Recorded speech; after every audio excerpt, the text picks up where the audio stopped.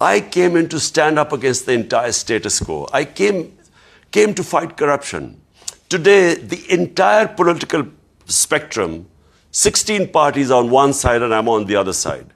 And because this was the status quo, which is 60 years of our last 62 years, half has been ruled by military and half by these two families. So I came to fight these two families. You know, he's shown extraordinary courage there, Kasim. You know, I'm not surprised. He's as a political leader, he's behaved exactly the way he did as a cricketer. You know, showing great courage and leadership and so on. But you know, that was an occasion where he very nearly got killed. I mean, it was a very, very close escape from assassination. Again, as his son, what is that like for you? Look, Piers, we built a very thick skin with him. When we were younger, we knew he always went headfirst into very dangerous situations. He went against mafias. We saw him get shot. That was the last time we actually went over there. Was straight after that, and that's the last time we saw him. But you know, he's a very resilient character. He's always been like that. It's his strong faith. He was like that even before he had that strong faith.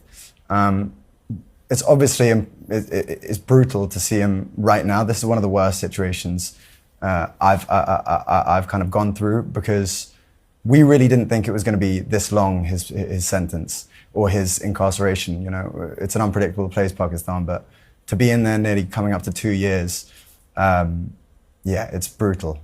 So it's the first time I've really wavered a little bit on my faith in him being okay. So that's why we're here.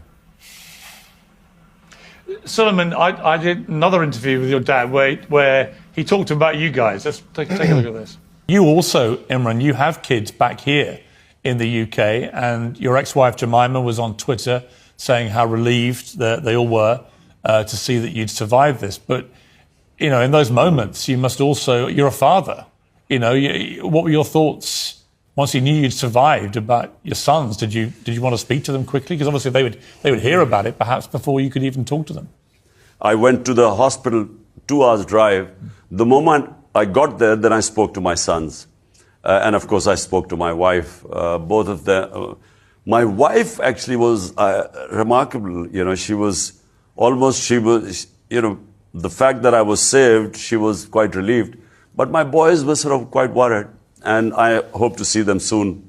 I mean, are they keen for you now to stay out of the public eye? Is that on your mind, your sons and how they feel?